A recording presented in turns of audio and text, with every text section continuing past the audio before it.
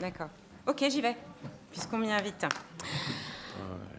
Alors, en espérant que vous êtes restaurés un peu et reposés aussi, nous allons commencer cette nouvelle table ronde, cette deuxième partie intitulée Réconciliation entre marché et démocratie, le marché au service de la démocratie. Alors, j'avoue que je suis un peu étonnée qu'on m'ait demandé de préciser cette table ronde-là. C'est peut-être pour m'inciter à plus d'ouverture sur ma compréhension du marché.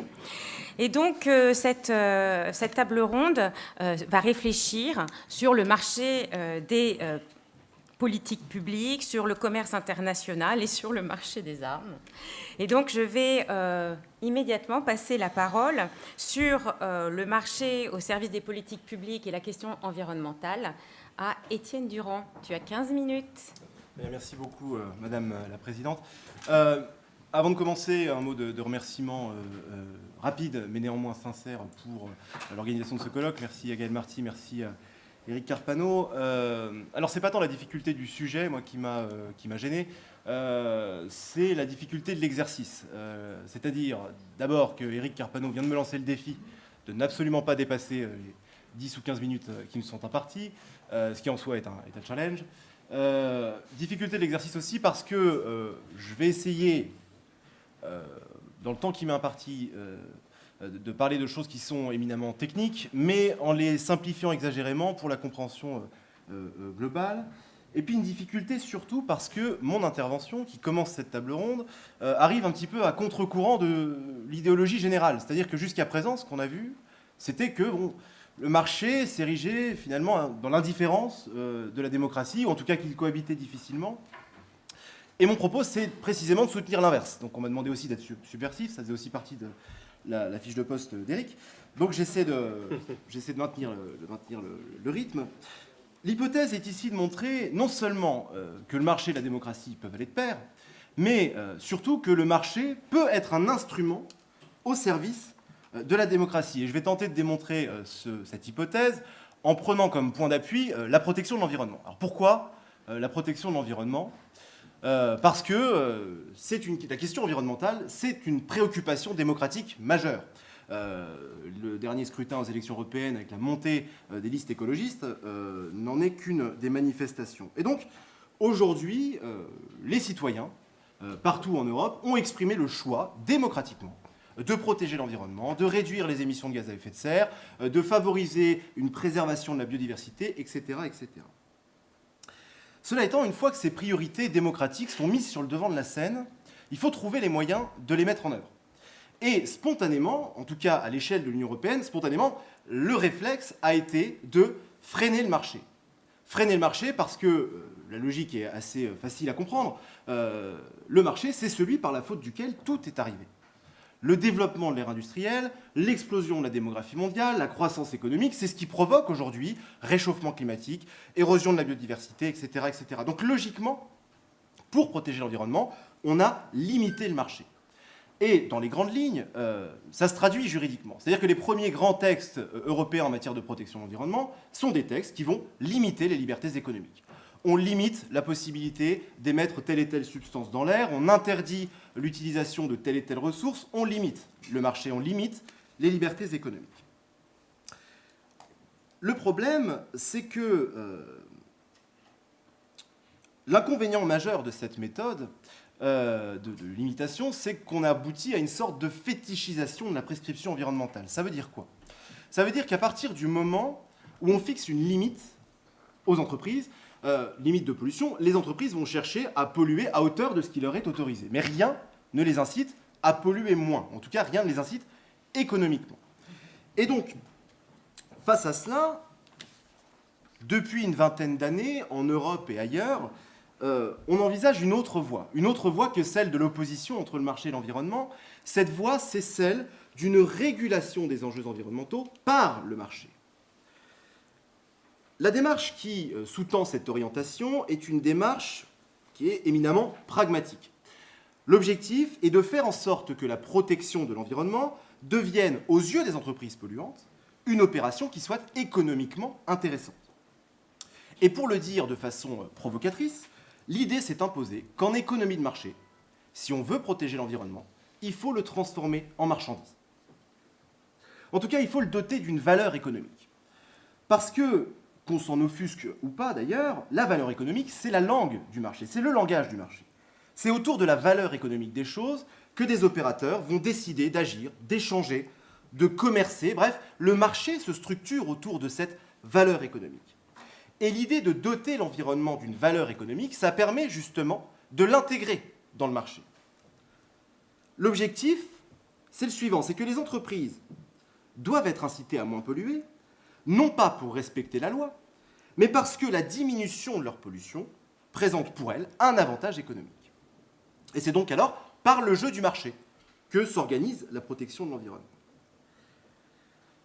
Cette approche, c'est celle qui a été retenue par l'Union européenne pour réduire ses émissions de gaz à effet de serre au travers du système d'échange de quotas d'émissions, plus connu sous le nom de marché carbone. Alors c'est à ce moment-là que je vais essayer de ne pas être trop technique, puisque de toute façon le marché carbone, globalement, tout le monde en a déjà entendu parler, mais juste pour rappeler un petit peu le fonctionnement général. C'est une directive de 2003 qui va organiser ce mécanisme.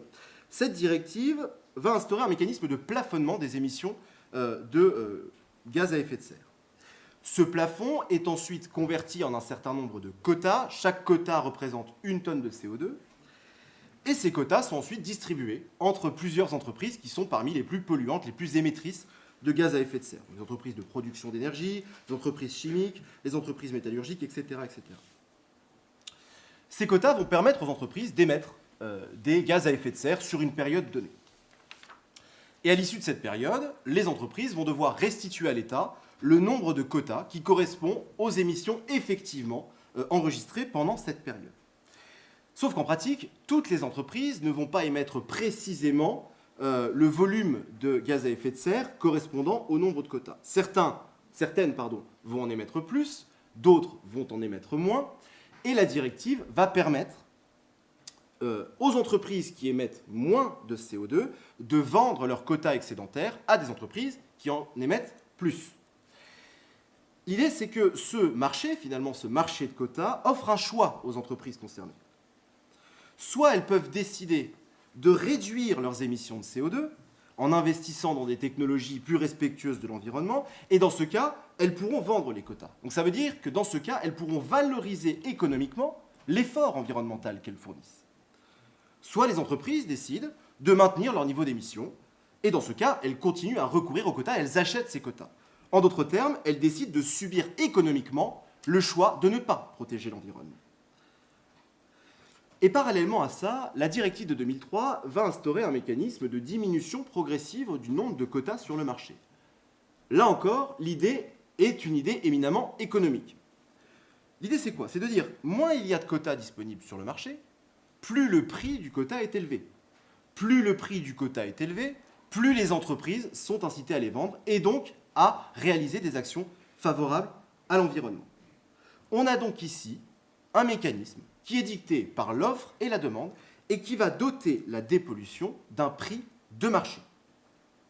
L'objectif est donc ici clairement de déléguer aux forces du marché la réalisation d'un objectif environnemental, lequel, je le disais, est donc démocratiquement porté sur les devants de la scène. Et l'enjeu est de taille.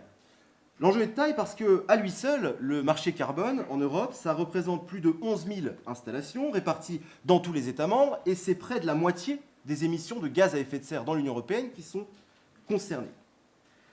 L'enjeu est de taille et on sait aussi que le marché carbone est souvent pointé du doigt parce qu'on aboutit à une sorte de marchandisation déraisonnée de la nature et on comprend que ça puisse susciter certaines réactions. Mais malgré tout, on pourrait s'en tenir au fait que ce système, il est efficace. Il est efficace parce que l'Union européenne enregistre une baisse de ses émissions.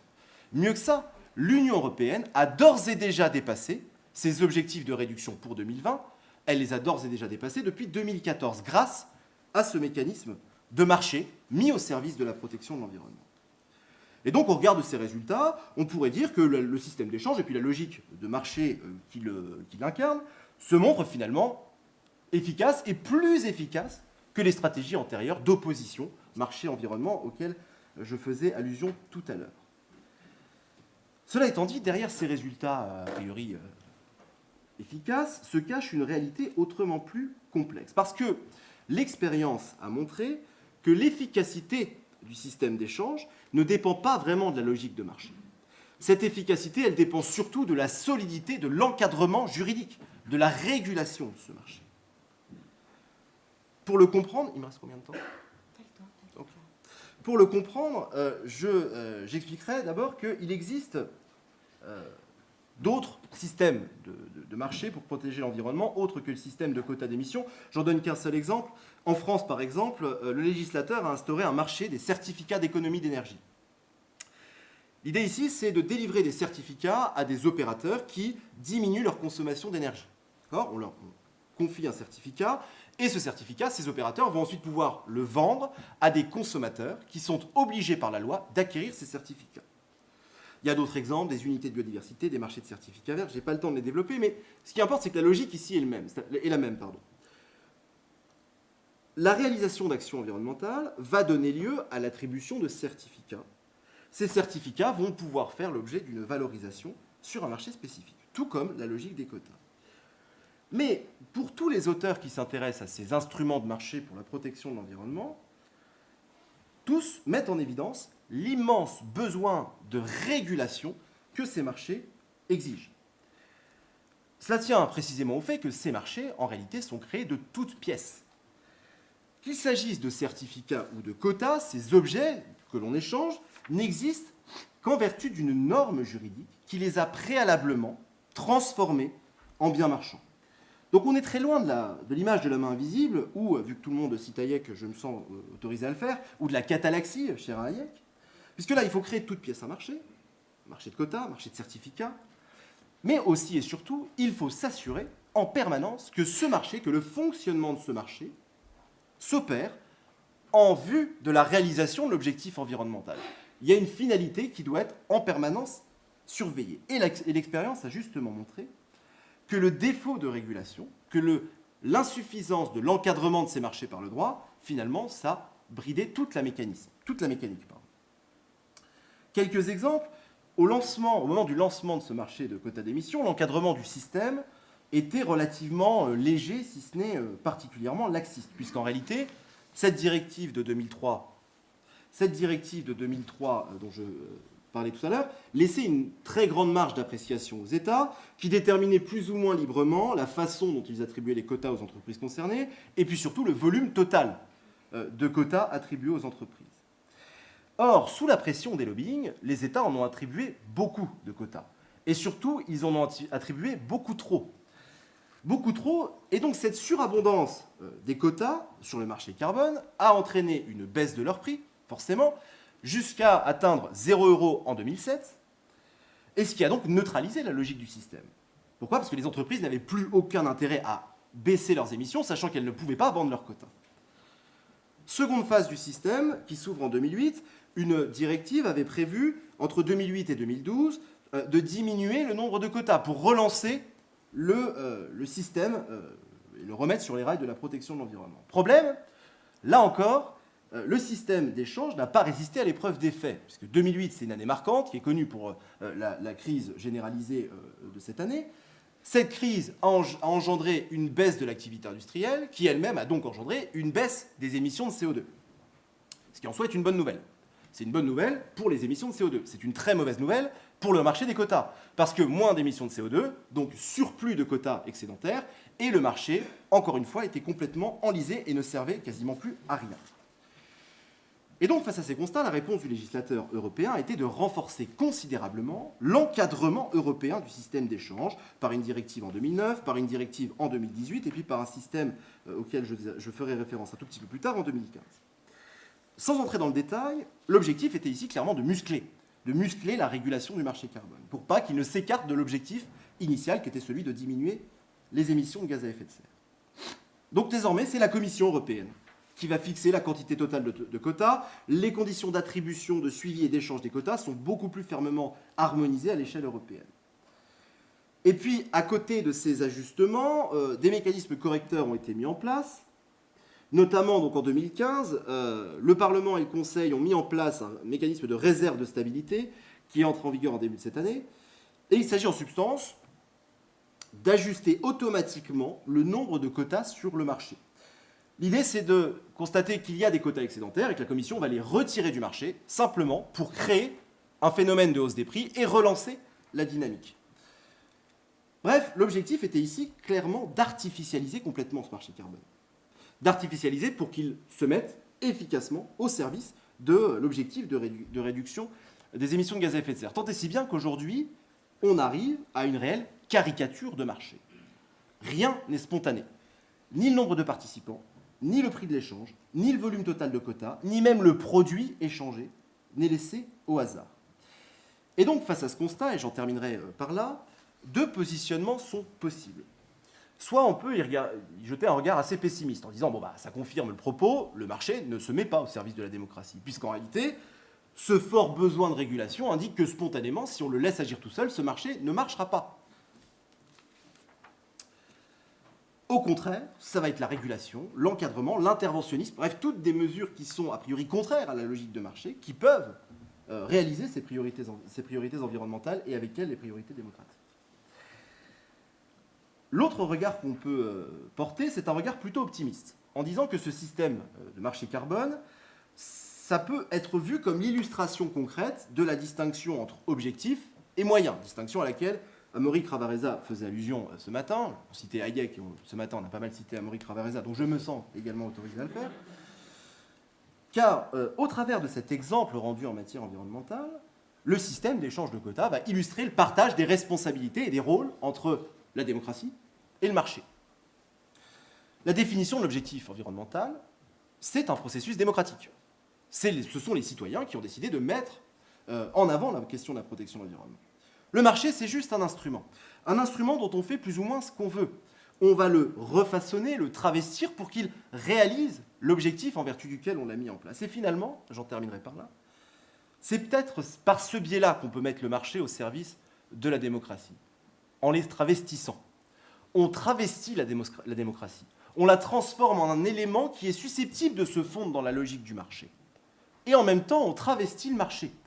On le transforme en un instrument complètement régulé, dont on fait plus ou moins ce qu'on veut, jusqu'à ce qu'il se mette efficacement au service de la démocratie. J'espère que je n'ai pas été trop long. Je vous remercie en tout cas.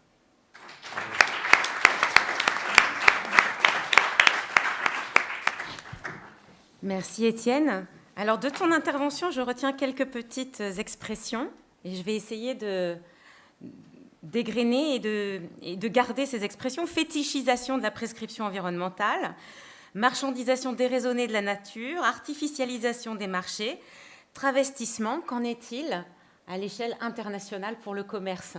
Tout cela pourrait-il être valable? Patrick Meunier, à vous la parole. Voilà, merci Madame la Présidente. Merci également aux organisateurs d'avoir convié dans ce congrès de la CEDES. Quelques chiffres clés pour cadrer le sujet. Chiffres clés fournis par la Commission européenne en février 2019. Au sein de l'Union, 6 années de croissance économique ininterrompue, 36 millions d'emplois dans l'Union, à savoir un emploi sur 7 soutenu par les exportations, l'Union européenne, principal partenaire commercial dans le monde, et l'Union européenne, premier partenaire commercial de 80 pays, alors que les États-Unis n'ont comme partenaires commerciaux principaux que 20 États. Autre point clé, des objectifs fixés par la Commission européenne, en termes de deux, une Europe durable, une Europe influente. Une Europe durable que la Commission souhaite décliner sous l'angle du programme à l'horizon 2030 qui a été adopté par les Nations Unies et auquel l'Union fait partie, combattre le changement climatique, on vient d'en parler, passer à une économie circulaire, une croissance verte, une Europe influente. L'Union doit renforcer sa position pour garantir sa prospérité, sa sécurité, ses valeurs, et encourager par ailleurs un ordre mondial multilatéral axé sur les Nations Unies et l'OMC. Étant entendu que, toujours dans le cadre de cette Europe influente, l'Union européenne, selon la Commission, doit promouvoir une gouvernance mondiale basée sur des valeurs fondamentales que sont les droits de l'homme, l'état de droit, le développement durable, le multilatéralisme et le respect du droit international humanitaire. Un discours politique, vous le voyez, qui s'insère par ailleurs dans un cadre juridique qui enorgueillit l'Union européenne, tout en singularisant son action à l'échelle mondiale. Un cadrage juridique qui est génétiquement inscrit dans le processus de création communautaire. Je ne peux manquer de faire allusion à la déclaration Schuman, mais aussi au préambule du traité CECA, qui m'est cher, certains le savent, puisque dans cette déclaration et dans le préambule du traité CECA, il était mentionné explicitement la contribution qu'une Europe organisée et vivante peut apporter à la civilisation est indispensable au maintien des relations pacifiques. Et on évoquait la paix ce matin, ne l'oublions pas, nous la connaissons heureusement grâce à la construction communautaire, tout au moins en ce qui me concerne, depuis que je suis vivant, c'est déjà pas mal. Alors, une Europe organisée, c'est-à-dire une Europe organisée institutionnellement, un ordre juridique, une Europe vivante, vivante de par son dynamisme économique, sa vocation politique aussi, mais aussi, vous l'avez noté, le fait que l'Europe s'attribue une mission apporter à un ensemble social un niveau d'évolution qui est caractérisé par le respect de valeurs communes, de valeurs qui sont irréductibles pour préserver la paix. Alors même si la volonté d'inscrire la construction communautaire dans ce noble dessein qui est de préserver l'humanité, eh bien, l'intégration au sein des traités de la protection des droits de l'homme, vous le savez, va s'effectuer progressivement. On trouve le terme de liberté dans le préambule du traité CEE. L'acte unique européen, là aussi dans son préambule, va faire référence aux droits fondamentaux, en faisant par ailleurs référence à la Convention européenne des droits de l'homme. Le traité de Maastricht, enfin, insère la problématique de liberté à l'article F. Je passe. Le traité de Lisbonne, puisque c'est celui qui préside nos travaux. Le traité de Lisbonne va modifier substantiellement l'ancrage de l'action extérieure de l'Union dans le cadre de la protection des valeurs démocratiques. Puisqu'en effet, le titre 5 du traité sur l'Union européenne vise l'action extérieure de l'Union, tant dans sa globalité que dans son approche spécifique à la politique étrangère et de sécurité commune. Et à cet égard, l'article 21, paragraphe 1er du traité sur l'Union européenne est crucial, puisqu'il nous dit « L'action de l'Union sur la scène internationale repose, c'est-à-dire, on fait ici référence à des principes fondateurs non négociables, repose sur les principes qui ont présidé à sa création, j'en ai parlé, à son développement, j'en ai parlé, à son élargissement, et qu'elle vise à promouvoir. C'est une véritable mission, vous le voyez, promouvoir dans le reste, tenez-vous bien, du monde. Que cela. Ça me rappelle la charte de l'Atlantique, où les Britanniques et les Américains avaient bien précisé que leur ordre économique était l'ordre qui devait prévaloir pour le monde. Voilà. Que cela. Beau programme pour l'Union européenne, n'est-ce pas?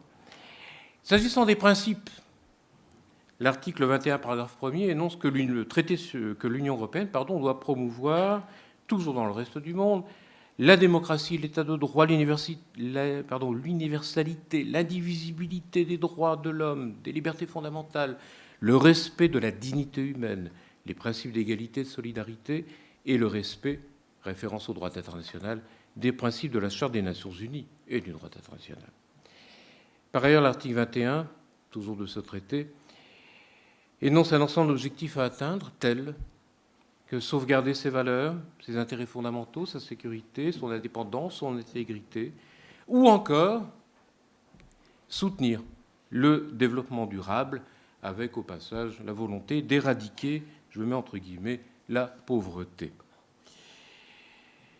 Encourager l'intégration également de tous les pays dans l'économie mondiale, y compris par la suppression progressive des obstacles au commerce international, ou encore enfin promouvoir un système international multilatéral.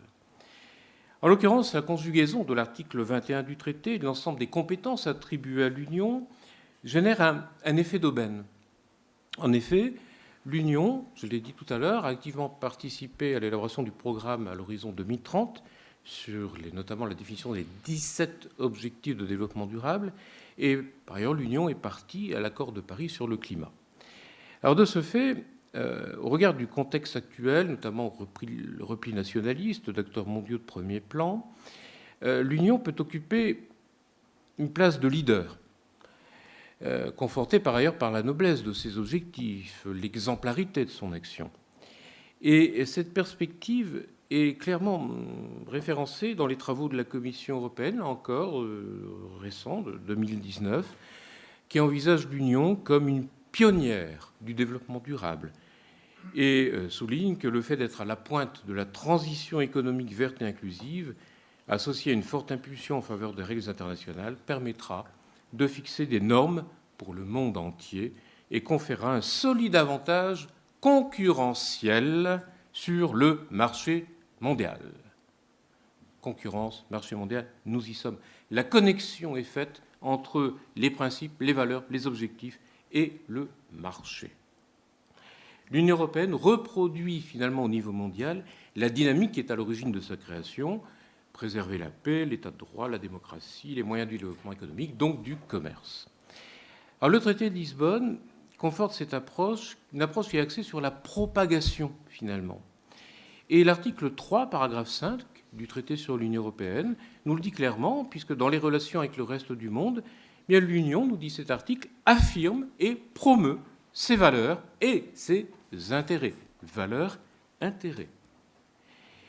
Il n'est pas pour rien que les autres dispositions du traité vont s'inscrire dans ce sens. L'article 205 du TFUE, concernant les dispositions générales relatives à l'action extérieure, qui va prolonger ce dispositif, ou encore l'article 207, qui nous dit très clairement que la politique commerciale commune est menée dans le cadre des principes et des objectifs de l'action extérieure de l'Union, ou encore le fait que l'Union européenne agisse de la sorte dans le cadre de l'article 208, c'est-à-dire s'agissant de la coopération au développement. Ce que l'on constate au sein de l'Union européenne, c'est que la conditionnalité économique a été promue essentiellement, et strictement, via deux mécanismes. Il y a en effet le mécanisme du système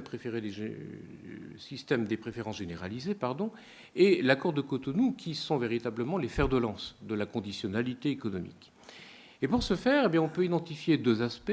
Le fait qu'au sein de l'Union européenne, on ait pu développer ce que j'ai appelé un référentiel de valeurs à géométrie variable, et ensuite le fait que pour faire respecter ces valeurs, eh bien, on y met en place des procédures qui sont susceptibles de conduire à la suspension au maximum, ou tout au moins au retrait d'avantages commerciaux. Le premier aspect, donc un référentiel de valeurs à géométrie variable. Deux cas de figure, le système des préférences généralisées, l'accord de Cotonou. Pour le système des préférences généralisées, je dirais qu'il s'agit ici, c'est première approche, d'un niveau d'exigence qui est indéniable. Parce que ce principe, qui a été mis en place par la CNUSED en 1968, a été mis en place par la CE en 1971, et décline trois régimes.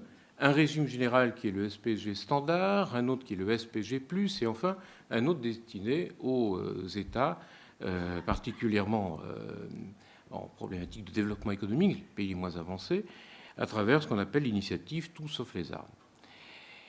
Le dispositif qui est le plus contraignant, c'est celui relatif au SPG+, puisque les autres régimes juridiques visent à ce que les bénéficiaires, puisqu'il s'agit d'une démarche unilatérale, que les bénéficiaires respectent 15 conventions internationales, alors que dans le SPG+, il s'agit non seulement de respecter les problématiques de droits de l'homme, de respecter les problématiques liées au droit du travail, les règles de l'OIT, mais aussi pour le SPG+, de respecter 12 conventions supplémentaires, à savoir des conventions axées sur le respect de la bonne gouvernance mondiale, et plus généralement des objectifs de développement durable, voilà, pour simplifier. Ça veut donc dire que s'il y a un socle standard pour le SPG, il y a un socle qui est renforcé pour le SPG+. Et en effet, dans ce SPG+, on voit que l'Union européenne va au-delà de l'objectif de respect des droits de l'homme, des droits des travailleurs, et va promouvoir le développement durable. S'agissant de l'accord de Cotonou, je dirais on se situe un cran en dessous. Et c'est la raison pour laquelle je considère qu'il s'agit d'éléments nouveaux, mais au contour imprécis. Parce que, s'agissant de cet accord de Cotonou, et contrairement au règlement SPG, il ne comporte pas il ne comporte pas d'annexe listant des conventions internationales en matière de droits de l'homme, mais tout simplement des références générales, puisque l'on considère que les éléments essentiels sont le respect des droits de l'homme, des principes démocratiques, l'état de droit, étant entendu que ces éléments sont très généralement déclinés, définis, mais voilà, il n'y a pas véritablement de substance. Et par ailleurs, dans cet accord de Cotonou, il est tout simplement indiqué que les parties se réfèrent à leurs obligations et à leurs engagements internationaux. Point barre. Voilà. Pas là encore d'éclaircissement particulier. Une référence à la bonne gestion des affaires publiques, certes. Le deuxième temps, c'est celui de la mise en œuvre de ce que j'ai appelé des contraintes, mais des contraintes mesurées. Parce qu'en effet, le mécanisme du système des préférences généralisées organise un mécanisme de coopération, de discussion avec les États qui bénéficiaient du dispositif, et les préférences peuvent être, là encore, retirées si les États ne respectent pas un certain nombre de conditions, comme je l'expliquais tout à l'heure. Étant entendu que, s'agissant du SPG+, le dispositif qui est mis en place est un dispositif plus resserré, mieux délimité, tout simplement parce que, bien évidemment, les bénéficiaires ont un certain nombre d'intérêts financiers et commerciaux à perdre qui nécessitent, bien évidemment, que l'on puisse organiser tout cela et le cadrer. Pour l'accord de Cotonou, je pense qu'il s'agirait plutôt d'une démarche du dialogue à la sanction, puisqu'en effet, à défaut d'une liste de conventions, contrairement au système des préférences généralisées, bien forcément, il s'agit ici de faire application du dispositif, mais d'une manière qui va inclure, là encore, une discussion assez intense. Et c'est la raison pour laquelle, dans cet accord de Cotonou, on va trouver toute une dimension du dialogue politique, avec, là encore, des procédures qui sont destinées à favoriser, je dirais, les démarches politiques avec les États qui sont concernés, et avec cette double possibilité, là encore, de retirer le bénéfice d'un certain nombre d'avantages, des avantages essentiellement financiers, mais voire, démarche ultime, œuvre de dissuasion, si je puis dire, le fait de suspendre l'accord. Alors, la pratique démontre, s'agissant de l'accord de Cotonou, que lorsque des mesures dites appropriées sont adoptées, il s'agit essentiellement de mesures relatives à des restrictions d'avantages financiers. Les aides en matière humanitaire ne sont pas visées, ne sont pas touchées. Voilà, c'est une volonté qui est manifestée par la Commission européenne. En termes de conclusion, je dirais que aujourd'hui, l'on peut assister à, je dirais, un passage qui est celui de la conditionnalité démocratique à la conditionnalité de développement durable. Puisqu'en effet, l'Union a participé au programme Horizon 2030, à ses 17 objectifs sur le développement durable. L'Union est partie à l'accord de Paris. Et le développement durable guide désormais l'action politique de l'Union européenne et de ses États membres. Et l'on trouve des documents de la Commission européenne, notamment le commerce pour tous, ou encore une déclaration conjointe de 2017 sur le nouveau consensus européen. Et les objectifs de développement durable constituent une nouvelle approche alliant respect des droits de l'homme et développement durable. Et la déclaration conjointe souligne d'ailleurs que les 17 objectifs de développement durable sont universels, correspondent aux principes, aux valeurs de l'Union. Et une telle convergence invite l'Union à promouvoir ces objectifs, puisqu'ils déclinent finalement les objectifs propres de l'Union ainsi que ses compétences, quelque part. Et dans cette perspective, tous les nouveaux accords conclus par l'Union les accords commerciaux intègrent un chapitre dédié au développement durable, afin, notamment, de promouvoir les normes sociales et environnementales. On pense à l'accord avec le Canada, avec le Japon. Alors, toutefois, et je terminerai vraiment par là, promotion n'est pas respect. Et le décalage apparaît entre des accords commerciaux qui intègrent un chapitre consacré au développement durable et des accords que j'évoquais tout à l'heure, Cotonou, ou un régime juridique, le SPG, qui, eux, comportent des mécanismes de contrôle, de mise en œuvre effective des normes qu'ils portent. Et la problématique est identifiée d'ailleurs par la Commission européenne, qui en février 2018 a formulé des recommandations, des propositions, à savoir renforcement des partenariats, encouragement à la ratification des conventions, prise en considération du développement durable, amélioration de la communication et de la transparence. Honnêtement, rien d'emballant, c'est-à-dire que les solutions proposées semblent nettement en retrait des mécanismes qui existent pour le système des préférences généralisées ou l'accord de Cotonou. Alors cette analyse est d'autant plus paradoxale que le SPG+, et l'accord de Cotonou assurent déjà la promotion du développement durable. Si vous prenez l'accord de Cotonou, faites une recherche rapide, il y a 45 occurrences sur le développement durable. Cotonou, ça commence à dater. Le constat, c'est que les régimes juridiques instaurés antérieurement au programme Horizon 2030 permettent certainement une efficacité, une effectivité plus intense de valorisation des 17 objectifs de développement durable. La conditionnalité démocratique s'efface, tel est mon constat, s'agissant d'États co-contractants, notamment d'accords de libre-échange. Mais la conditionnalité démocratique émerge vis-à-vis d'autres acteurs, en particulier les acteurs que sont les entreprises. On songe à la responsabilité sociale des entreprises, et notamment la contribution quant au respect des normes environnementales. On pense à des sujets tels que, très relayés dans la presse, pesticides, plastiques, on parlait du coton, des textiles, etc. Et c'est évident, notamment s'agissant des chaînes d'approvisionnement mondiales, qui se sont notablement développées du fait de l'assouplissement des règles d'origine résultant des accords commerciaux conclus par l'Union.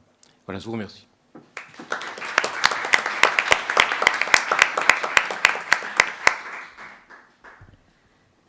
Je continue de tresser le collier de ces citations que vous m'offrez, et je retiendrai ici le référentiel des valeurs à géométrie variable. Et je pense que pour parler démocratie, marché et marché des armes, certainement, il y a une variabilité qui risque d'être un référentiel. Loïc, la parole est à toi. Je te remercie, Marie-Laure. Et puis, avant tout, je vais remercier Éric et Gaël de m'avoir permis d'intervenir dans ce colloque, et puis également Véronique Gervasoni et Nicolas Couturier pour cette remarquable organisation. Alors, s'interroger sur la place de la démocratie dans le commerce des armes apparaît a priori assez étrange. Et alors, l'évoquer dans le cadre d'une table ronde sur la réconciliation entre le marché et la démocratie apparaît carrément absurde. Et pourtant, il me semble que ce marché si particulier peut prendre en compte les impératifs démocratiques. Alors, le marché des armes fait l'objet, dans l'Union européenne, de deux corps de règles distinctes, selon qu'il s'agit du commerce intracommunautaire ou des exportations vers les pays tiers. Le premier relève du marché intérieur, mais fait l'objet de très nombreux aménagements, notamment avec l'article 346 TFUE, aménagement à ces libertés de circulation au vu de la particularité des marchandises en cause et des services qui les accompagnent. Le second relève pour sa part non pas de la politique commerciale commune, mais de la politique étrangère et de sécurité commune. Cela s'explique par la dimension sécuritaire du commerce international des armes, dont on s'accorde à considérer qu'il ne peut pas être régi uniquement par des règles purement commerciales. Partant, le droit de l'Union relatif à l'exportation des armes échappe, en tout cas d'un point de vue formel, à toute logique de marché. En toile de fond, il y a l'idée qu'on ne peut pas laisser aux acteurs économiques, aux industriels de l'armement, le soin de décider seuls à qui ils doivent vendre ou non des armes. Il y a une nécessité d'un contrôle de la part de la puissance publique, et plus précisément des États. Alors, si l'on doit s'interroger sur la place de la démocratie dans ce commerce si particulier, c'est essentiellement sur ce second volet que l'on doit se pencher, car en effet, la régulation des exportations européennes d'armement soulève deux défis majeurs pour la démocratie. En premier lieu, ce marché se caractérise par une tension permanente entre deux objectifs contradictoires. D'une part, l'Union et ses États membres ont un intérêt économique et stratégique évident au développement de l'industrie européenne de l'armement, ce qui implique une libéralisation des échanges.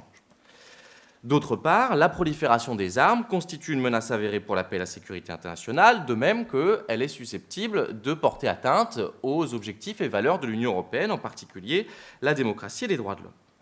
Partant, l'Union et les États membres ont tout intérêt à contrôler, à réguler de manière très forte ce commerce et donc de brider les acteurs économiques. Alors il faut donc déterminer où poser le curseur entre une libéralisation totale et un contrôle total de la part des États. Or, pour déterminer la place du curseur, eh bien, évidemment, il s'agit de prendre une décision politique qui doit bénéficier d'une légitimité démocratique forte.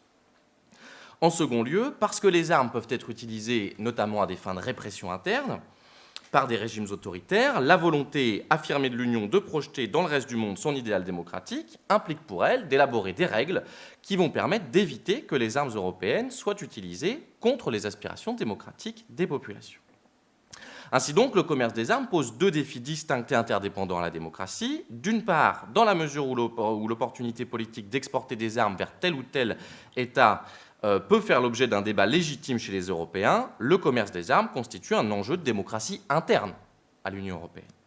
D'autre part, parce que les armes exportées peuvent être utilisées à des fins de répression interne par certains régimes autoritaires, les exportations d'armement interrogent sur les objectifs de l'action extérieure de l'Union, et en particulier celui visant à consolider la démocratie. Alors tout d'abord, la décision d'autoriser ou non une exportation d'armes vers un État tiers est une décision éminemment politique, en ce sens qu'elle implique la mise en balance de ces intérêts divergents qu'on a identifiés précédemment. Se pose alors la question du caractère démocratique de cette mise en balance. Or, le rattachement des exportations d'armes à la PESC est incontestablement une source de déficit démocratique, ce qui invite à envisager l'éventuel rattachement de cette politique à la politique commerciale commune. Alors, le postulat selon lequel l'exclusion du commerce des armes des règles classiques du marché, et on l'a dit qu'il n'est pas possible de laisser dans ce domaine une liberté totale aux industriels. La régulation publique est nécessaire parce que la recherche de développement économique doit céder dans certains cas face à d'autres impératifs, parmi lesquels la sauvegarde de la démocratie et des droits de l'homme. C'est la raison pour laquelle est mis en place un régime d'autorisation d'exportation qui incombe aux États, bien peu compatible avec les règles classiques du libre-échange. Cependant, force est de constater qu'un tel régime ne conduit pas nécessairement, loin s'en faut, à un meilleur équilibre entre les impératifs économiques et les préoccupations d'ordre éthique. Les États, en la matière, se font bien souvent plus royalistes que le roi, ou plus exactement, plus mercantiles que le marchand. Alors, il est vrai que la pression électorale, notamment, peut s'avérer extrêmement forte. Il faut rappeler en effet que l'industrie européenne réalise un chiffre d'affaires annuel d'environ 100 milliards d'euros par an, qu'elle emploie directement environ 400 000 personnes et génère à peu près 1 million d'emplois indirects. En conséquence, on comprend bien qu'un gouvernement puisse être réticent à l'idée de refuser la délivrance d'une autorisation d'exportation pour des raisons éthiques. En soi d'ailleurs, le choix politique opéré par un gouvernement n'est pas forcément contestable d'un point de vue démocratique, et il se peut tout à fait que la majorité de la population soit favorable à l'exportation d'armes, quand bien même elle serait utilisée à des fins de répression interne ou dans le cadre d'un conflit armé extrêmement meurtrier. Par exemple. Le problème cependant, c'est que ce choix politique ne peut faire l'objet d'aucun débat institutionnel, ou presque au niveau européen. Dans la mesure où la matière est exclue du champ de la politique commerciale commune, le Parlement ne possède aucun pouvoir décisionnel et ne peut effectuer un quelconque contrôle parlementaire. Plus encore, quand bien même les règles existent, et c'est le cas, on le reverra avec la position commune du 8 décembre 2008, leur mise en œuvre effective ne peut trouver appui sur aucun contrôle juridictionnel de la part de la Cour de justice, au vu de l'incompétence de la Cour concernant la PESC. Or, pourtant, un recours en manquement, s'il était possible, pourrait s'avérer bien utile. On songe évidemment aux livraisons d'armes à l'Arabie saoudite par la France. On rappellera que la position commune de 2008, sur laquelle on va revenir, interdit l'autorisation d'exportation s'il existe un risque manifeste que la technologie ou les équipements militaires dont l'exportation est envisagée servent à commettre des violations graves du droit international humanitaire, ou encore lorsque ces armes peuvent porter atteinte à la stabilité régionale. Au vu de la manière dont l'Arabie saoudite conduit sa guerre au Yémen et des informations révélées dernièrement, on peut se dire que ces livraisons d'armes constituent, si ce n'est une violation évidente de la position commune, au moins une violation très probable. Alors on le voit bien, le recours à la PESC pour régir les exportations européennes d'armement interdit qu'un véritable débat démocratique s'instaure au niveau européen sur la question et empêche la mise en œuvre d'un contrôle juridictionnel indispensable à l'effectivité des règles. Cela ne serait pas si grave si ce débat démocratique et si ce contrôle juridictionnel avait lieu au niveau étatique. Cependant, force est de constater que si l'on prend l'exemple de la France, le débat démocratique n'existe quasiment pas. La convocation des journalistes par la DGSI laisse quelques doutes sur la manière dont on envisage le débat démocratique sur la question. De même que le refus, par exemple, de l'Assemblée nationale dernièrement d'ouvrir une commission d'enquête sur ces ventes d'armes, au motif qu'il s'agit d'un domaine réservé à l'exécutif, montre qu'on n'est sans doute pas prêt, au niveau national, à avoir ce véritable débat. Alors, on en vient à envisager éventuellement un potentiel rattachement de ce commerce des armes à la politique commerciale commune, une commercialisation de ce domaine. Alors on l'a dit, pour le moment, ça y échappe complètement. Cependant, on pourrait, en tout cas, essayer, de manière un peu audacieuse, j'en conviens, de soulever quelques arguments qui permettraient de considérer qu'un tel rattachement pourrait être envisagé. En premier lieu, certaines marchandises hybrides sont bien appréhendées par la politique commerciale commune. C'est le cas en particulier des biens dits à double usage, entendus selon le règlement du 5 mai 2009, qui est actuellement en cours de révision, comme les produits, y compris les logiciels et technologies, susceptibles d'avoir une utilisation tant civile que militaire. D'ailleurs, au sujet de ces biens à double usage, la Cour de justice, dans son arrêt Werner du 17 octobre 1995, avait affirmé qu'une mesure ayant pour effet d'empêcher ou de restreindre l'exportation de certains produits ne saurait être soustraite au domaine de la politique commerciale commune, au motif qu'elle vise à atteindre des objectifs de politique étrangère et de sécurité. En second lieu, la question des armes a déjà donné lieu à un conflit de base juridique dans l'affaire des armes légères et de petit calibre, et dans son arrêt du 20 mai 2008, Commission contre Conseil, la Cour de justice avait annulé une décision PESC qui mettait en œuvre l'action commune relative à la contribution de l'Union européenne à la CEDEAO dans le cadre du moratoire sur les armes légères et de petit calibre. Ici, la Cour avait considéré que cette décision poursuivait deux objectifs indissociables, aucun n'étant principal vis-à-vis de l'autre. Un objectif de coopération au développement pour favoriser le développement économique en Afrique de l'Ouest et un objectif sécuritaire qui, lui, relevait de la PESC. Sur ce motif, elle avait annulé la décision en estimant qu'il fallait rattacher cette décision à la coopération au développement. Alors, est-ce qu'on ne pourrait pas considérer que le commerce des armes poursuit lui aussi une double finalité, à savoir le développement économique des industries européennes de l'armement, objectif purement économique, qui est rattachable à la politique commerciale commune, et une finalité de politique étrangère, elle, rattachable à la PESC. On pourra alors, sur le fondement de l'arrêt Commission contre Conseil, rattacher la politique d'exportation d'armement à la politique commerciale, ce qui impliquerait un contrôle du Parlement européen et une compétence de la Cour de justice et d'éventuels recours en manquement. Alors évidemment, cela étant dit, il est bien évident qu'il faut sans doute admettre que cette position-là ne sera pas partagée par la Cour de justice, qui avait bien rappelé que si l'objectif principal, et c'est sans doute le cas pour les exportations d'armes, si l'objectif principal est sécuritaire, il faut alors rattacher le tout à la PESC. Mais quoi qu'il en soit, on le voit bien ici, une commercialisation des exportations d'armes aurait incontestablement des vertus démocratiques.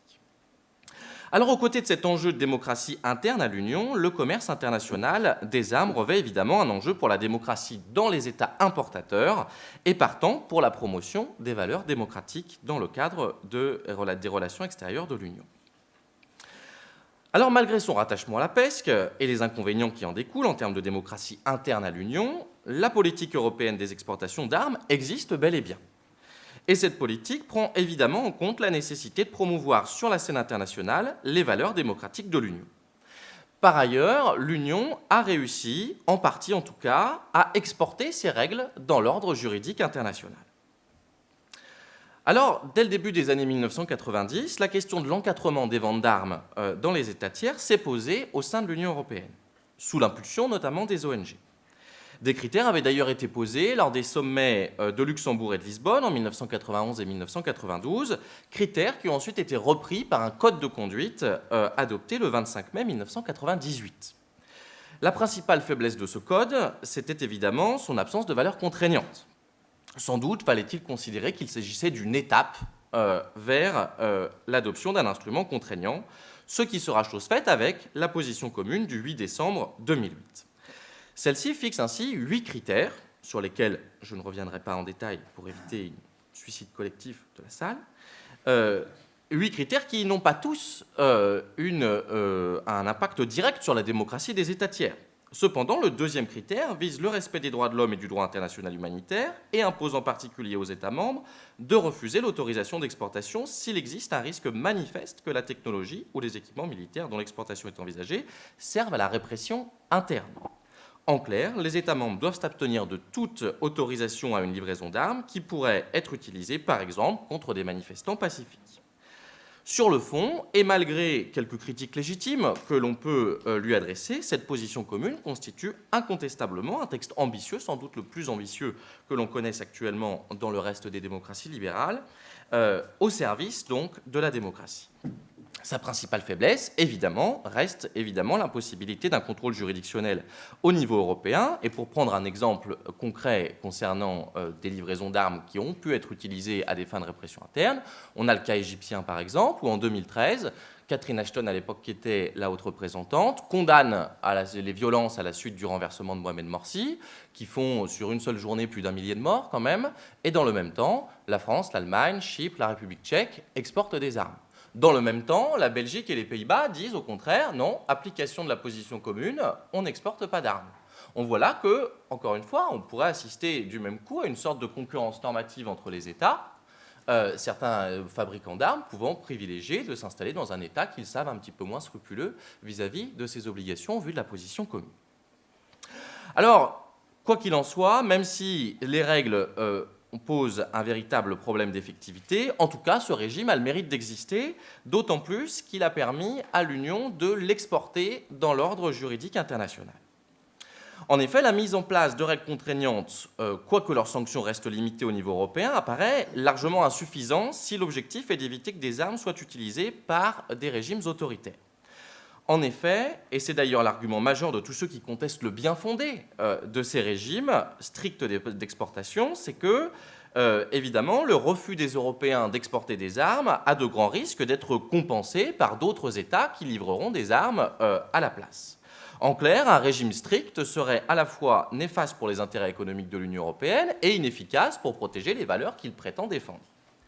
Alors la critique n'est pas dénuée de fondement et vouloir un strict contrôle des armes n'interdit pas de reconnaître que s'il n'est mis en œuvre que par un État ou même par 28, eh bien, son effectivité reste limitée. Et si ce régime a tout de même des vertus, puisqu'on rappelle que l'Union européenne est le principal exportateur d'armement dans le monde, il n'en demeure pas moins que d'autres États, les États-Unis, la Chine, l'Inde, la Russie, pour ne citer qu'eux, sauront parfaitement profiter de l'aubaine d'un retrait européen volontaire de certains marchés. Alors c'est la raison pour laquelle, si l'Union souhaite véritablement moraliser le commerce international des armes, elle a tout intérêt à ce que ces règles, celles qu'elle impose à ses États membres, soient incorporées dans l'ordre juridique international. Et c'est en ce sens que s'inscrit l'action qu'elle a pu mener en faveur du traité sur le commerce des armes adopté par l'Assemblée générale des Nations unies le 2 avril 2013. Dès 2007, en effet, l'Union européenne affirmait attacher une grande importance à l'élaboration d'un instrument global et juridiquement contraignant pour l'importation, l'exportation et le transfert des armes classiques, soulignant que l'élaboration d'un traité était non seulement possible, mais urgente. Alors au final, plusieurs dispositions du traité sur le commerce des armes reprennent celles de la position commune de 2008, certaines dispositions sont même un strict copier-coller, et l'on peut ainsi considérer que l'Union a joué le rôle de laboratoire normatif. Petit AVC, pardon. Jouer le rôle de laboratoire normatif, si bien qu'aujourd'hui, un certain nombre de règles qui existaient dans l'Union européenne sont aujourd'hui partagées par les 103 États partis à ce traité. Parmi les règles qui sont fixées par ce traité sur le commerce des armes, il y a notamment l'interdiction d'exporter des armes dans un État où elles pourraient servir à des violations du droit international des droits de l'homme, ce qui inclut par exemple les cas dans lesquels un régime réprimerait un mouvement pacifiste réclamant une transition démocratique. Alors bien sûr, le fait que les principaux exportateurs d'armes hors Union européenne, à savoir les États-Unis, la Chine, l'Inde, la Russie, ne soient pas partis à ce traité constitue évidemment une lacune majeure. Cela doit donc conduire l'Union européenne à œuvrer en faveur de l'universalisation de ce traité en usant par exemple des outils de conditionnalité démocratique qu'elle a déjà mis en œuvre. En définitive, donc, il apparaît donc que réconcilier la démocratie et le marché des armes n'est pas aussi absurde que l'on pouvait l'imaginer de prime abord. Encore faudrait-il que les États membres de l'Union européenne et celle-ci, qui sont censés être les garants d'un intérêt général et de valeurs qui sont le fondement même de l'Union, les fassent valoir face au mercantilisme des industriels. Je vous remercie.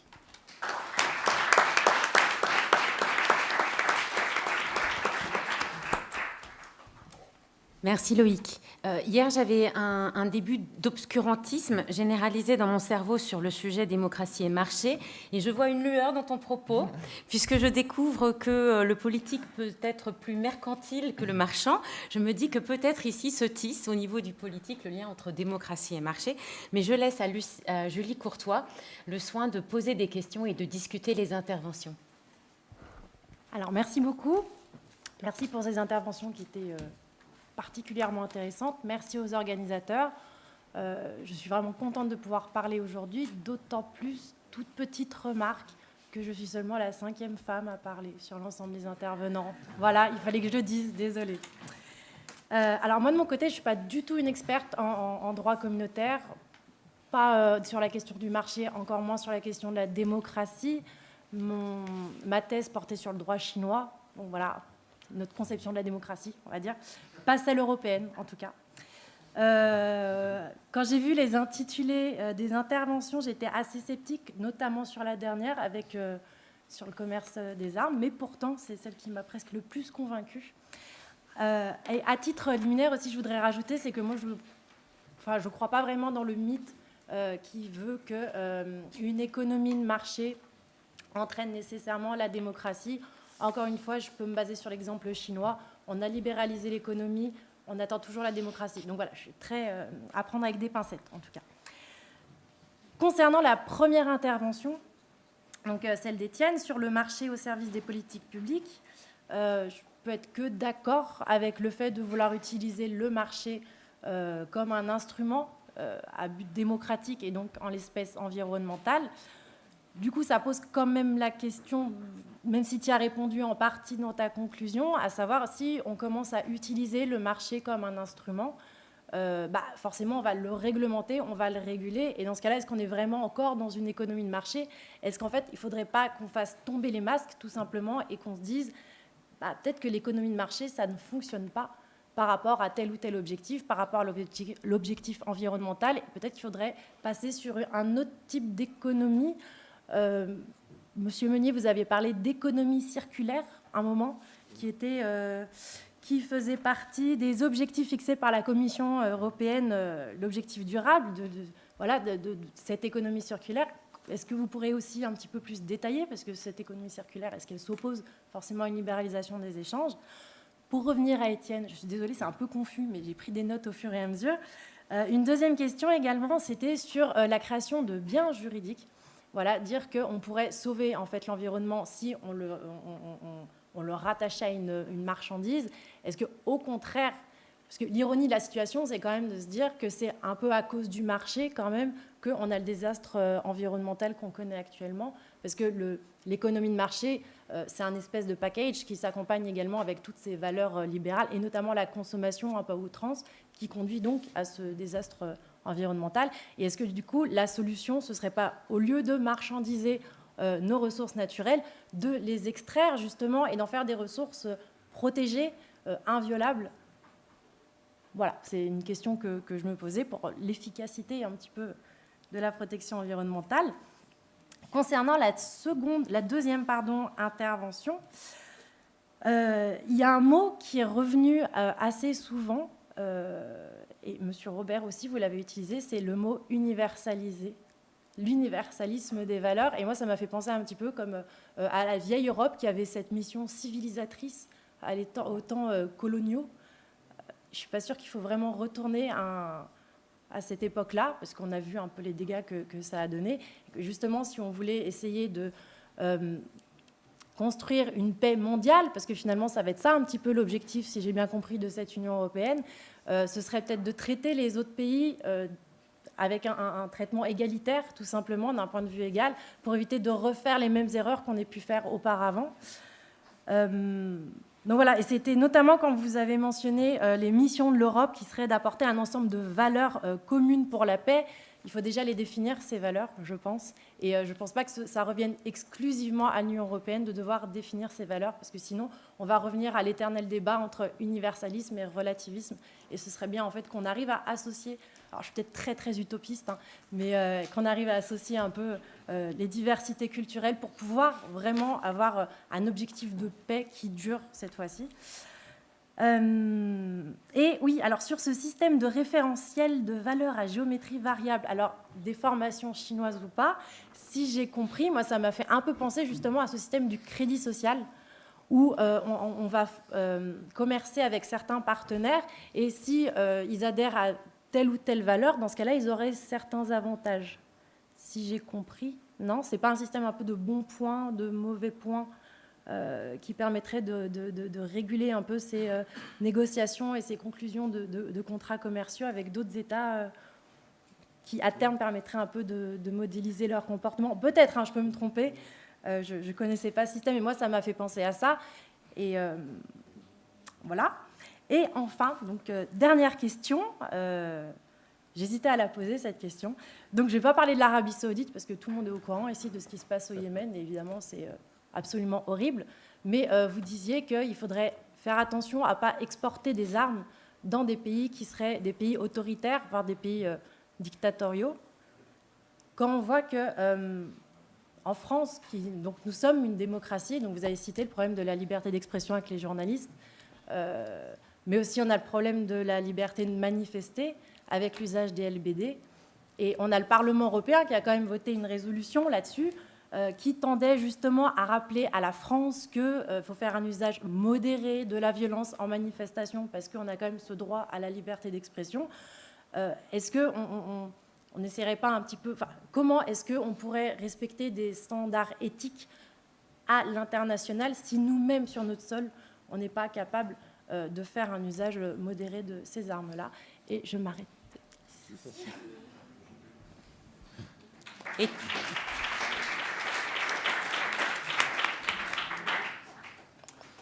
Étienne, pour la première question. Oui, alors j'ai cru comprendre que effectivement, je devais m'atteler à la première série de questions, donc je me permets de les switcher. Okay. Si je comprends bien le sens de tes interrogations, l'idée même de créer des biens environnementaux serait finalement contraire à la logique de le préserver. Alors c'est vrai, mais ceci étant dit, la logique du système d'échange de quotas d'émissions, elle est loin d'être nouvelle. En réalité, elle date même pas du 19e siècle, puisqu'elle date d'Aristote. Alors tout le monde a cité des grands auteurs, alors je me permets. Aristote, alors je vais essayer de reprendre la formule qu'il avait utilisée, en la déformant très certainement. Il disait, on a un problème, c'est qu'on se préoccupe toujours de ce qui nous appartient, et on délaisse ce qui ne nous appartient pas, parce qu'un autre, pense-t-on, en prendra soin à notre place. Et c'est le problème de ces biens communs, l'environnement, l'air, la qualité de l'air, le soleil, etc. Et ça a été théorisé juridiquement, d'abord par les anglophones, par Garrett Hardin, puis après par Max Falck en France. Et il explique qu'en réalité, c'est justement le fait que ça n'appartienne à personne, ces éléments de l'environnement, qui justifie que si ça appartient à personne, pourquoi en prendre soin?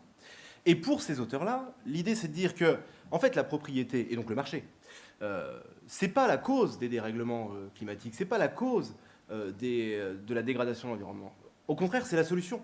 Parce que pour eux, la propriété, c'est un gage de responsabilité. C'est-à-dire qu'à partir du moment où on dit ce que je pollue, en fait, ça me coûte de l'argent, je vais faire appel à un point de vue très individualiste, mais néanmoins pragmatique, de dire il va peut-être falloir que je fasse un peu plus attention à ma façon d'utiliser ma propriété, et par ce biais-là, par la voie purement instrumentale, par ce biais-là, je vais être contraint de protéger l'environnement, parce qu'il m'appartient.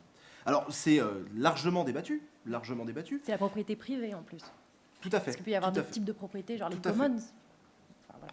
Donc c'est largement débattu, et donc du coup ça me permet de revenir à la première question, qui rejoint, encore une fois, donc Amaury, c'est vraiment à l'honneur aujourd'hui, qui revient sur ce que Amaury Kravareza a expliqué tout à l'heure, c'est-à-dire que qu'est-ce qui fonde la légitimité d'une action? Est-ce que c'est son acceptabilité sociale ou est-ce que c'est son résultat concret? L'idée c'est que les stratégies de mise sous cloche de l'environnement, ça marche, mais ça marche jusqu'à un certain point. C'est-à-dire que c'est comme ça que j'avais commencé, en parlant de la fétichisation de la prescription environnementale. Si on dit à tout le monde, il est interdit de polluer au-dessus de temps, ok, donc on peut polluer à hauteur de tout ça. Et donc on ne regarde que ça, on ne protège pas l'environnement. On va éviter de payer une amende, mais on peut polluer. Mais à partir du moment où on dit, plus vous polluez, plus vous payez, moins vous polluez, plus vous gagnez, la logique n'est pas la même. Et donc, on retrouve ici une logique qui est finalement propre à l'Union européenne. Le marché, ce n'est pas une fin, c'est un moyen. Avant, c'était le moyen de fédérer les peuples européens. Maintenant, ça peut être un moyen de préserver leur environnement. Mais c'est une logique purement instrumentale. Et du coup, ça me permet de revenir sur ta première question. Oui, ça ne ressemble pas à un marché au sens hayekien du terme. Mais encore une fois, la logique qui prévaut, en tout cas la mise en place de ces instruments dits de marché pour préserver l'environnement, c'est une logique d'efficacité. C'est juste que c'est plus efficace de le faire. Donc faisons-le. Peu importe le nom que ça porte. Si c'est un marché qui n'en a que le nom, grand bien lui en face, tant qu'il a ses résultats environnementaux. Et donc c'est finalement revenir sur la confusion marché comme fin, marché comme moyen, et de dire en fait c'est un instrument, on en fait plus ou moins ce qu'on veut. Okay. Merci Étienne. Patrick, peut-être avez-vous des réponses à apporter aux questions de Julie? Alors il y avait une première question sur l'économie circulaire. Alors bon, de toute façon, c'est très tendance pour plusieurs raisons, parce qu'effectivement on s'est aperçu que il fallait quand même préserver nos richesses naturelles parce que nous consommons plus que ce que la planète ne peut fournir. Ça y est, le seuil est dépassé. On s'est rendu compte aussi que nos déchets sont en réalité valorisables et peuvent être là aussi une source non négligeable de profit.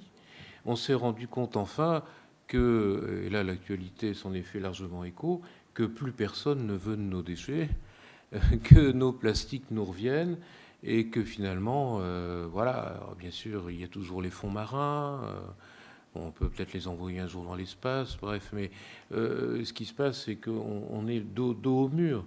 Donc l'idée est de faire en sorte que de toute façon, il faut trouver une solution et voilà, l'économie circulaire, c'est apparemment la solution. On va développer les moyens techniques, ce qui veut dire que c'est aussi là un effet d'aubaine, une opportunité pour l'Union européenne de développer via l'innovation des méthodes de traitement qu'elle pourrait éventuellement exporter, etc. etc. Donc là aussi, c'est une nouvelle source de richesse et donc c'est la raison pour laquelle on opère cette tendance. Et l'agriculture entre dans cette logique aussi, puisque l'agro-industrie, l'agroalimentaire est en fin de vie.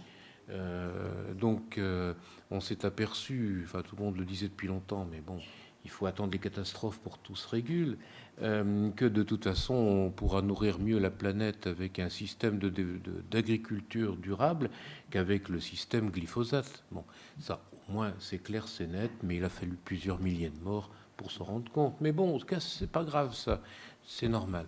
C'est l'état d'avancement de nos sociétés. Il faut souffrir pour être beau.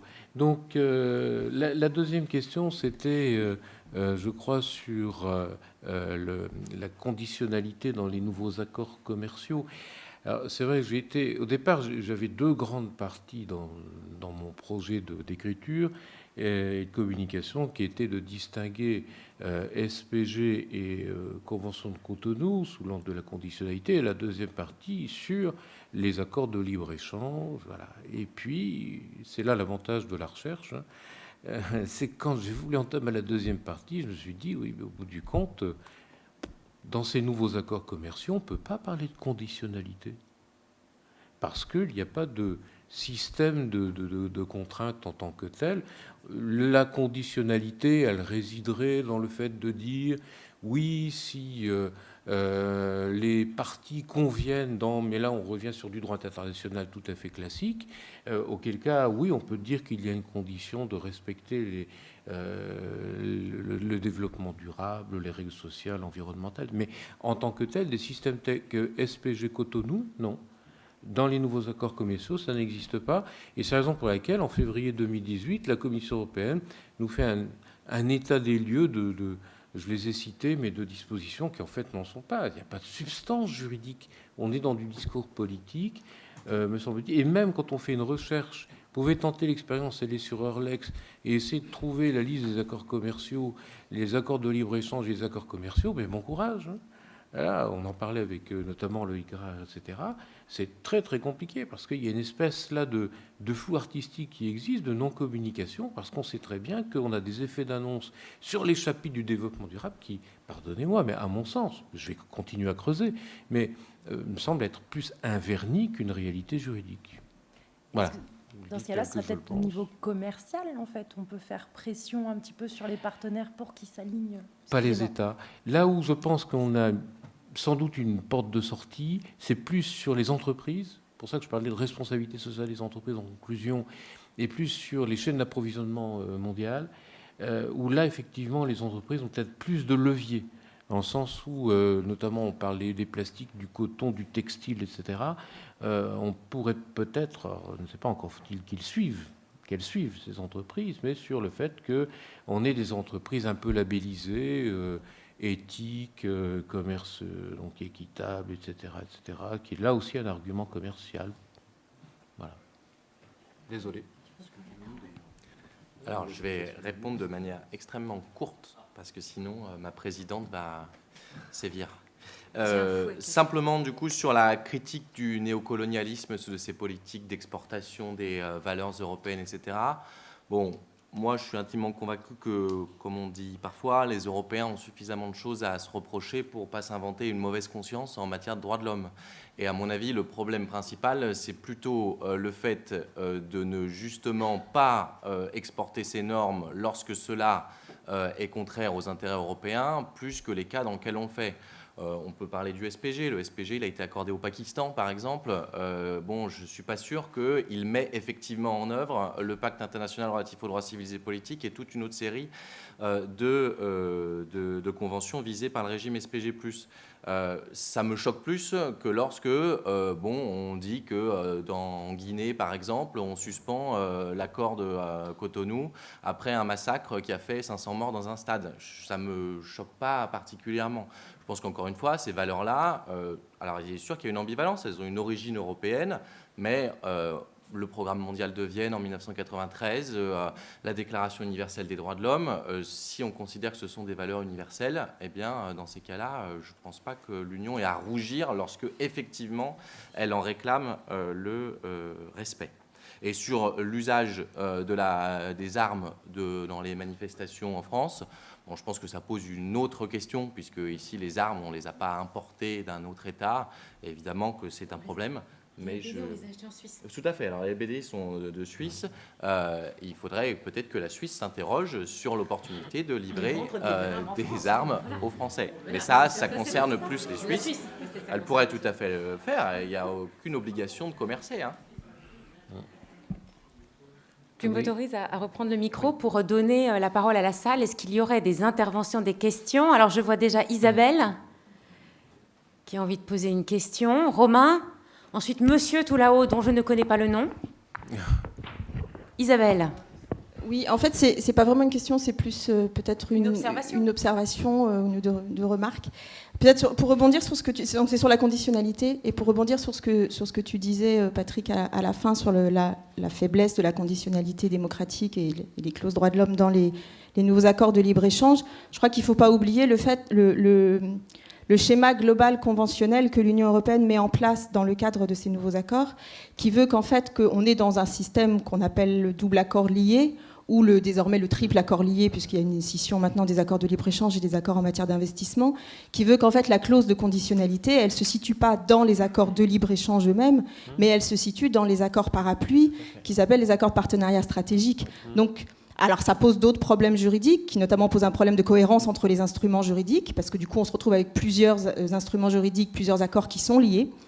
Mais je crois que voilà, ça ne veut pas dire qu'il n'y en a pas de clause de conditionnalité politique, simplement elle ne se situe pas dans le corps des accords même, tout simplement parce que ce sont des États, pour la plupart, si je pense notamment au Canada, au Japon, etc., avec lesquels c'est...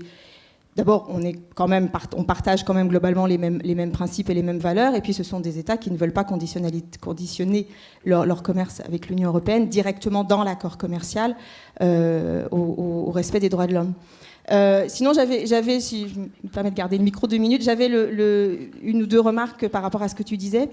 La première remarque, c'est sur la cohérence des instruments unilatéraux d'action extérieure, et notamment financiers, économiques d'action extérieure. Parce que moi, je trouve qu'il y a quand même quelque chose de profondément incohérent dans ce que fait l'Union européenne, puisqu'effectivement, elle a maintenu la conditionnalité politique, et notamment la conditionnalité négative, donc de sanctions, dans le cadre du SPG. Elle l'a même étendu, puisqu'elle a inclus les conventions de l'OIT. Mais en parallèle, en même temps, elle a supprimé la conditionnalité démocratique des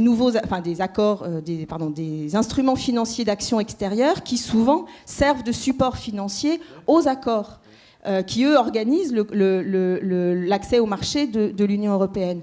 Et donc, alors, elle l'a fait pour différentes raisons, mais ça qui sont contestables, à mon avis, mais d'un point de vue juridique.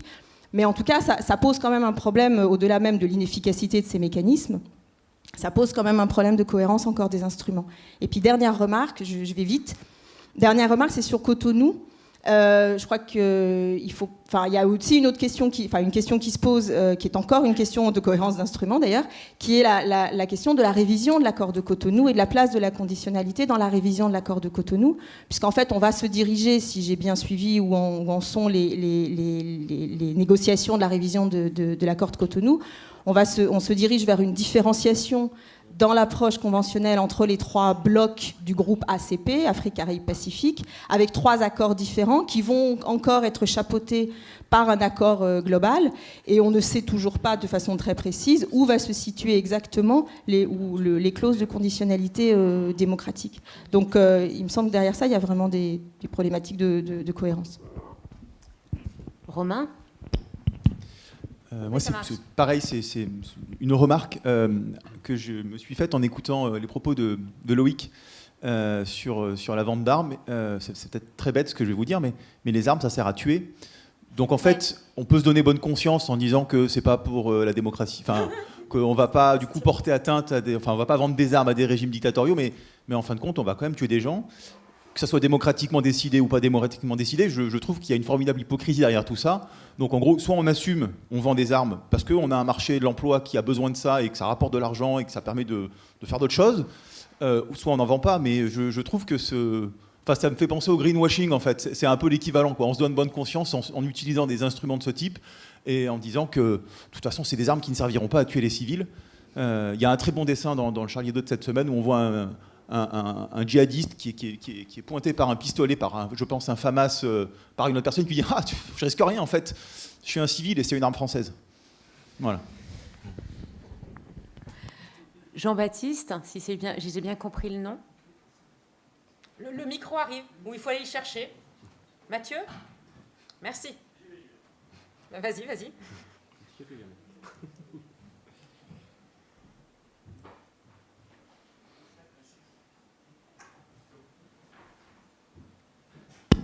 Alors, merci.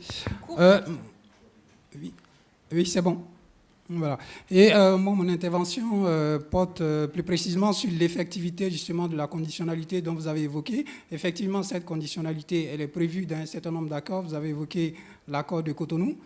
Et la question que je me suis posée lorsque j'ai lu l'intitulé de votre communication, en lien avec l'intitulé de la table ronde, je me suis dit, est-ce que je devrais attendre que vous démontriez en quoi la conditionnalité permet de réconcilier la démocratie au marché.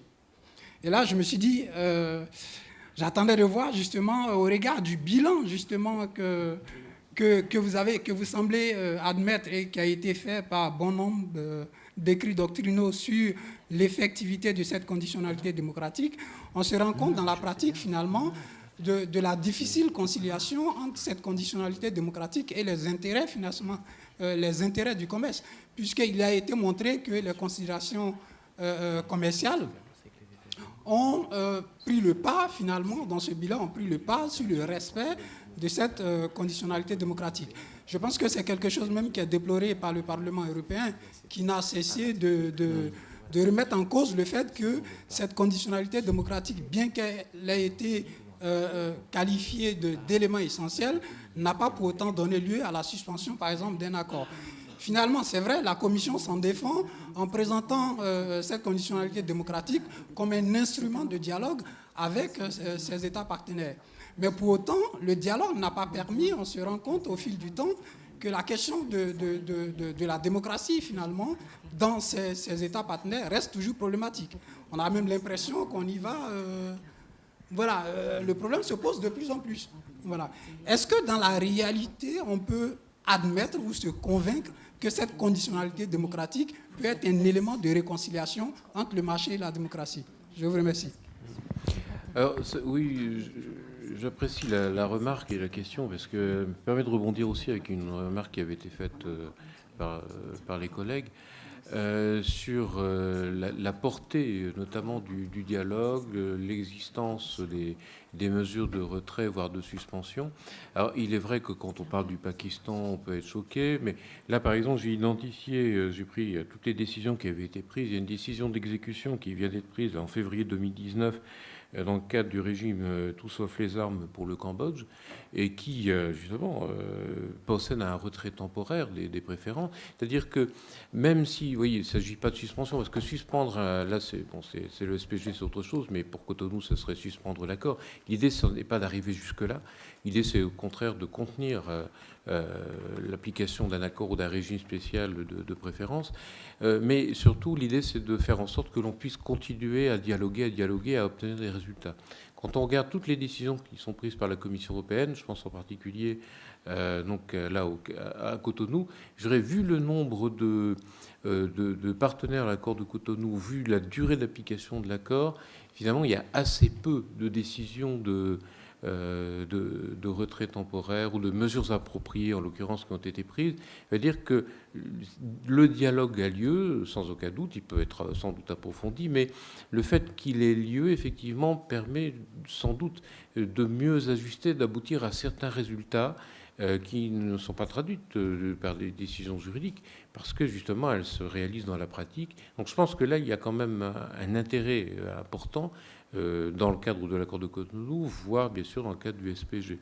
Mais c'est ce qui me conduit à dire que oui, la conditionnalité de ce point de vue produit des effets sur l'État, produit des effets sur le marché, et même si, bien sûr, on ne peut pas pleinement s'en satisfaire, on peut toujours aboutir à des résultats qui seraient plus significatifs, mais pour certains États, on peut le constater, il y a eu des marges de progression qui ont été assez importantes. Et ne l'oublions pas, les États concernés sont des États qui rencontrent beaucoup de problèmes d'ordre économique. Donc, on ne peut pas forcer, comme disait d'ailleurs un collègue, on ne peut pas forcer, je dirais, les États tels que ceux, par exemple les PMA, etc., à aboutir à les mêmes résultats qu'un État qui serait un État moyennement développé, voire développé. Le discours politique est tout à fait différent. Les objectifs à atteindre, forcément, sont au même niveau. C'est pour ça qu'on parle de mesures appropriées. Je ne vais pas parler, mais il y a beaucoup de la notion de proportionnalité qui se trouve dans les accords. Voilà, il y a tout un discours qui fait que l'on essaie d'aménager la sanction à la hauteur du problème, voilà, tant que faire se peut. D'autres questions? Si je peux juste répondre à Romain. Oui, Loïc, je te donne le droit de répondre à Romain. Et tu as le temps. Non, je suis bien d'accord. Dans un monde idéal, il n'y a pas d'armes et personne ne se tue. Ça, je suis tout à fait d'accord. Et ensuite, entre le monde idéal où pas d'armes, personne ne tue, et un monde où on livre des armes à n'importe qui, peu importe ce qui s'y passe, il y a peut-être du coup un entre-deux que le droit, justement, peut sans doute essayer de rechercher. Pour prendre un exemple, j'ai pas beaucoup de problèmes avec le fait qu'on livre des armes au Nigeria pour combattre Boko Haram. Même si, à terme, oui, on va tuer des gens de Boko Haram. C'est vrai. Mais c'est à ça que sert une arme à feu. Ma conscience le vit bien. Quand on en vend à l'Arabie Saoudite qui lâche ses bombes sur des enfants au Yémen, ma conscience le vit moins bien. Donc après, c'est encore une fois une question d'équilibre, mais je ne pense pas qu'on puisse non plus complètement dire, voilà, c'est hypocrite de vouloir moraliser un commerce qui, par nature, sera toujours immoral. Bon, je pense que dans certains cas, oui, l'utilisation de la force armée, elle se justifie pour des raisons qui peuvent être tout à fait nobles, et parce qu'on n'a pas d'autre choix, et que dans ce cas, oui, on a besoin d'armes pour le faire, et je ne vois pas pourquoi on les interdirait. Donc, voilà, je pense qu'on peut quand même... C'était immoral, en fait. Et c'est plutôt que c'est une question de choix. Et d'ailleurs, quand on vend des armes à un État, il s'en sert, mais il peut s'en servir après. Tout à fait. Non, mais ça, je suis bien d'accord. C'est d'ailleurs toute la rhétorique du gouvernement aujourd'hui qui dit on leur a livré des armes, mais ils s'en servent pas. Voilà. Je suis bien d'accord. Tout à fait. Mais en tout état de cause, je pense que voilà, ce débat, il est quand même légitime pour savoir sur un État donné, est-ce qu'on doit lui en livrer ou pas, il mérite d'avoir lieu. Ça, je suis d'accord. D'accord. Mais je crois que vous êtes d'accord, hein.